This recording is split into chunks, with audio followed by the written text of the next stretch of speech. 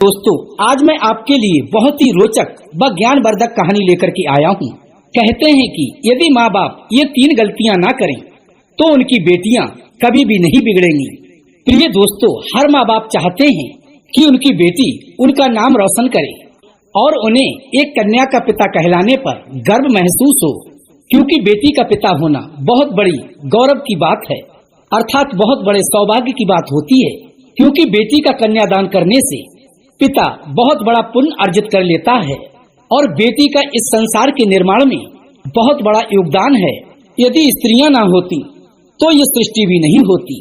लेकिन अपनी बेटी का चरित्र उज्जवल कैसे बनाया जाए, हर माता पिता को इस बात पर विशेष ध्यान देना चाहिए। कहते हैं कि बेटी माता पिता और कुल का तभी मान बढ़ा पाती है जब उसका चरित्र साफ, स्वच्छ, पवित्र और उज्जवल हो। यदि उसने अपने गलत आचरणों से अपने चरित्र को दूषित कर लिया तो फिर वही बेटी कुल और वंश के लिए कलंकित कर देती है, अर्थात अपने माता पिता की इज्जत को धूमिल कर देती है। एक बेटी के बिगड़ने से 2 कुल शर्मसार हो जाते हैं, एक तो उसके माँ बाप का और दूसरा उसके ससुराल का। बेटी के चरित्र को अच्छा बनाना सर्वप्रथम उनके माता पिता का कर्तव्य होता है कि वे किस प्रकार से अपनी कन्या के लिए अच्छे संस्कार देते हैं। आइए प्रिय दर्शक बंधुओं, एक कहानी के माध्यम से समझते हैं। यदि आपने अभी तक हमारे चैनल को सब्सक्राइब नहीं किया है तो प्लीज चैनल को अभी सब्सक्राइब कर लें, वीडियो को एक लाइक कर दें, अच्छे कमेंट करें। यदि हो सके तो अपने सगे संबंधियों व मित्रों तक वीडियो को शेयर अवश्य करें। प्रिय दोस्तों, तो बने रहें बिना स्किप किए हमारी इस वीडियो के अंत तक। प्रिय दोस्तों, पद्म पुराण में एक कथा आती है।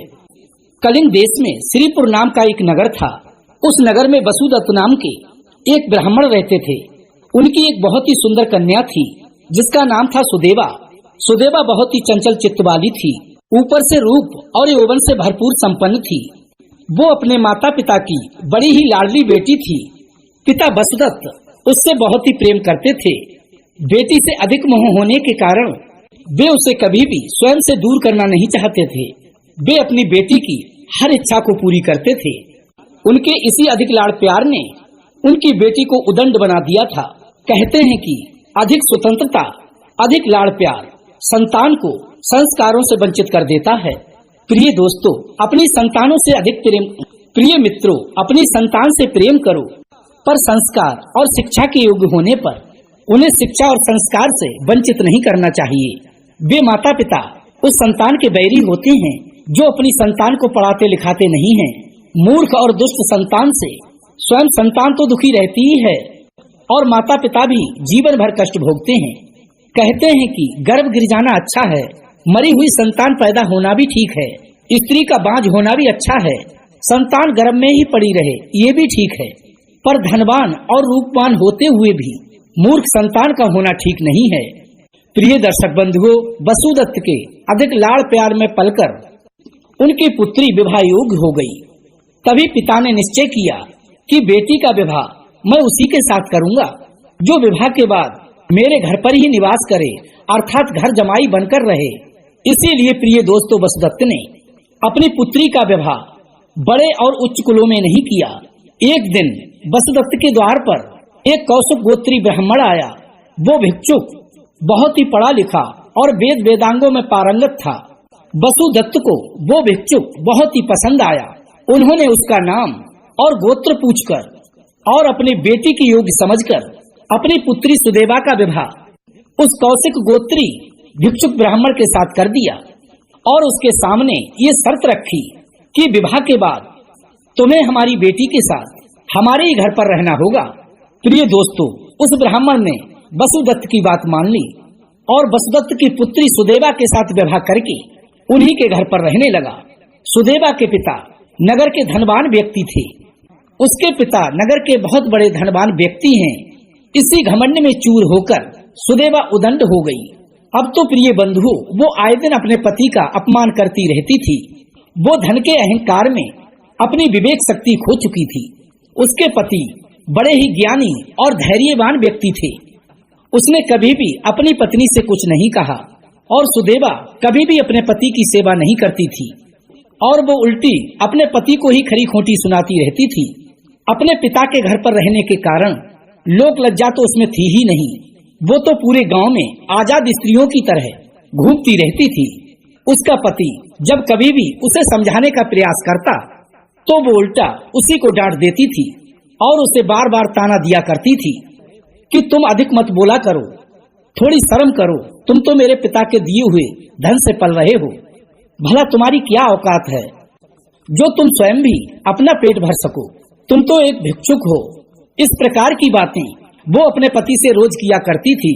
उसके पति ने कभी भी इस बात की शिकायत अपने ससुर से नहीं की।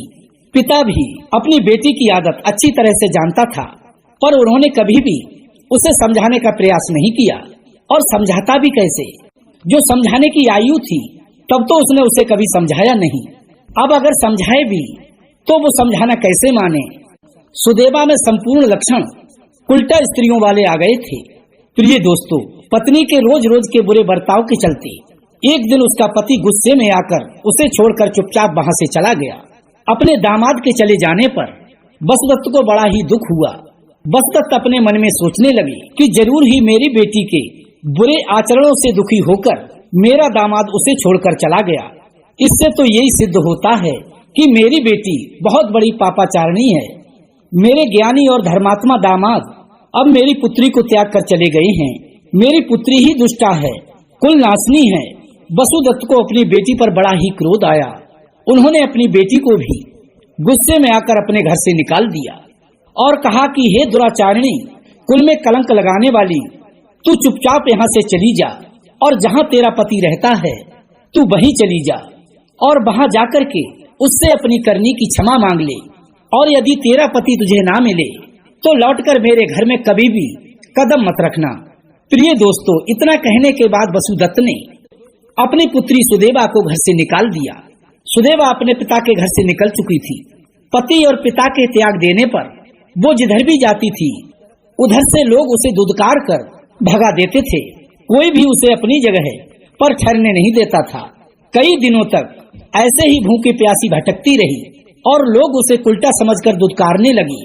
उस समय उसे सब कुछ समझ में आ रहा था कि मैंने अपने देवता समान पति का बहुत अपमान किया है।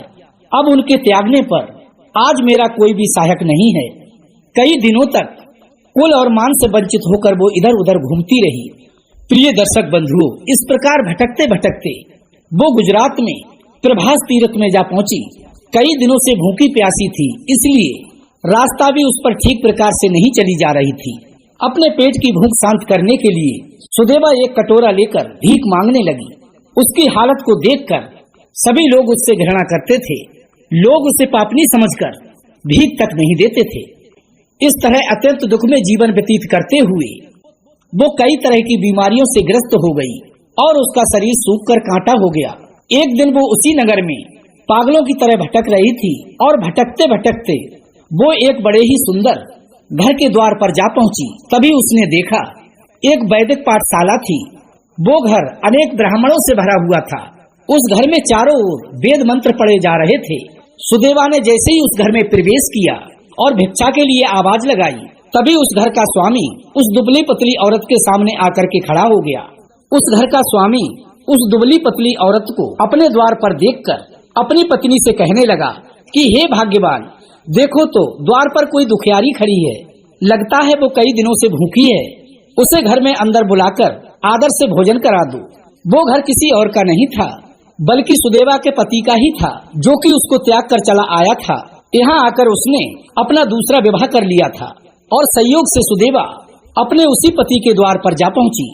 उसके पति ने उसे देखकर तुरंत ही पहचान लिया था कि वो उसकी ही पत्नी है जो कई दिनों से भूखी है। तभी उसने अपनी दूसरी पत्नी से कहा कि वो उसे घर में अंदर बुलाकर भोजन करा दे। उस ब्राह्मण की दूसरी पत्नी बड़ी ही संस्कारी और सुशील थी।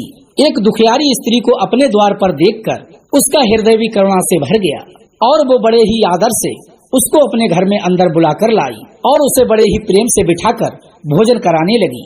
प्रिय दोस्तों, और वो सुदेवा भी अपने पति को देखकर पहचान गई थी। अपने पति को अपने सामने ही देखकर उसका मुख लज्जा से झुक गया था। तभी उसकी दूसरी पत्नी ने पूछा कि हे स्वामी, ये स्त्री कौन है जो आपको देखकर इतनी लज्जा कर रही है? तब सुदेवा के पति ने अपनी दूसरी पत्नी से कहा, हे देवी, ये दुबली पतली सी स्त्री कोई और नहीं है बल्कि मेरी ही प्राण प्रिय कल्याणमयी भार्या है, अर्थात पत्नी है। इसका नाम सुदेवा है। मैं इससे अत्यंत प्रेम करता था, पर विशेष कारण से मैं इसे छोड़कर चला आया। तुम इसकी खूब खातिरदारी करो, इसकी सेवा में कोई भी कमी ना रहे। प्रिय दोस्तों, जिस पति से वो सीधे मुंह बात नहीं किया करती थी, आज उसी पति ने उसे अपनी पत्नी भी माना और उसका खूब सेवा सत्कार भी करवाया। अपने पति से अत्यंत अपार सम्मान पाकर सुदेवा को बड़ा ही दुख हुआ और सुदेवा ने अपने द्वारा किए गए पिछले कुकर्मों का ध्यान किया तो उसे अंदर से बड़ी ही गिलानी हुई। अपने कर्मों को याद करके और अपने पति की दूसरी पत्नी की सेवा भाव को देखकर वो शर्म से पानी पानी हो गई। अब तो वो पश्चाताप की अग्नि में धूं कर जलने लगी और अपने मन में सोचने लगी, मैं कितनी बड़ी दुराचारणी व पापिनी थी कि मैंने कभी अपने पति से सीधे मुंह बात तक नहीं की, अर्थात प्रेम से कभी भी बात तक नहीं की। यही सब बातें अपने मन में सोचते सोचते उसका हृदय फट गया और उसके प्राण उसके शरीर को छोड़कर स्वर्ग धाम को चले गए। उसके पति ने उसके शरीर की विधि पूर्वक अंत्येष्टि क्रिया की। प्रिय दोस्तों, अब यहीं पर उसका दुख समाप्त नहीं हुआ।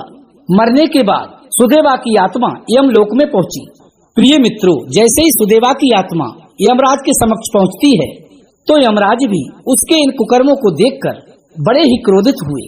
तभी यमराज ने अपने दूतों से कहकर उसे दहकते हुए अंगारों के ढेर पर फेंकवा दिया। फिर उसके बाद बारी बारी से उसने कई प्रकार के नरकों को भोगा, क्योंकि प्रिय दोस्तों, सुदेवा ने अपने पति के साथ धोखा किया था, उसका अपमान किया था, बात बात पर उसे ताने मारे थे और वो पर पुरुषों में आसक्त रही थी। इसलिए यमराज ने लोहे का एक पुरुष बनाकर उसे आग में तपाकर सुदेवा की छाती पर सुला दिया। फिर उसके बाद उसे अस्पत्र वन में फेंकवा दिया। अस्पत्र कहते हैं जहाँ तलवार, त्रिशूल और दुधारे अस्त्र शस्त्र गड़े हों, ऐसे वन को अस्त्र पत्र वन कहते हैं। वहाँ फेंकवाकर उसके शरीर को छिन्न भिन्न कर दिया। फिर उसे पीप, रक्त और विष्ठा में डाला गया। इसके बाद उसे एक कीड़ों से भरे कुंड में फेंक दिया गया। इसके बाद यमदूतों ने उसके शरीर को आरी से चीरा। प्रिय दर्शक बंधु, नरक की भयंकर यातनाएं भोगने के बाद उसे अनेक योनियों में जन्म लेकर असहनीय दुख भोगने पड़े। पहले सियार की योनि में जन्म मिला, फिर कुत्ते की योनि में जन्म मिला, उसके बाद सांप, मुर्गा, बिच्छू, बिल्ली और चूहा, और जब उसके द्वारा किए गए पापों का अंत हो आया तो अंतिम जन्म उसे सुअरी के रूप में मिला, जो राजा इक्ष्वाक के साथ युद्ध करते हुए युद्ध भूमि में मारी गई। राजा इक्ष्वाक की पत्नी सुदेवा ने अपने पतिव्रत धर्म के कुछ पुण्य से उस सुकरी का उद्धार कर दिया और वो बैकुंठ धाम को चली गई। प्रिय दर्शक बंधुओं, कथा का तात्पर्य ये है कि माता पिता को चाहिए वे अपनी संतान को पहले से उन्हें अच्छे संस्कार देकर सुलक्षणी बनाएं, जिससे उनका आगे का जीवन धर्म कर्म के पथ पर चलते हुए यापन हो। बेटी हो या बेटा, शिक्षा और संस्कार के बिना उनका जीवन एक पशु के समान होता है। हर माता पिता को ये तीन गलतियां कभी भी नहीं करनी चाहिए। पहली, बेटी को शिक्षा और संस्कारों से वंचित न रखें और इस काम को माता पिता बचपन से ही शुरू कर दें। दूसरी बात, उनकी छोटी से छोटी गलती को भी नजरअंदाज ना करें। गलती होने पर उन्हें तुरंत समझाएं और सही मार्ग का अनुसरण कराएं। उन पर सदैव ही अपनी कठोर दृष्टि बनाए रखें, जिससे वो गलत रास्ते पर चलकर उदंड ना हो जाएं। तीसरी बात, पुत्री को जहाँ तक हो विवाह के बाद अधिक दिनों तक अपने घर पर ना रखें। आपत्ति काल में तो कोई बात नहीं है, पर अधिक मोह और शौक में अपने घर पर अपनी बेटी को ना रखें, क्योंकि माता पिता की लापरवाही ही संतान के जीवन को तबाह कर देती है। इसीलिए इन तीन बातों को हमेशा ध्यान में रखें। प्रिय दर्शक बंधु, यदि आज के हमारे विचार आपको अच्छे लगे हों तो वीडियो को लाइक करना ना भूलें, चैनल को सब्सक्राइब करना, अच्छे कमेंट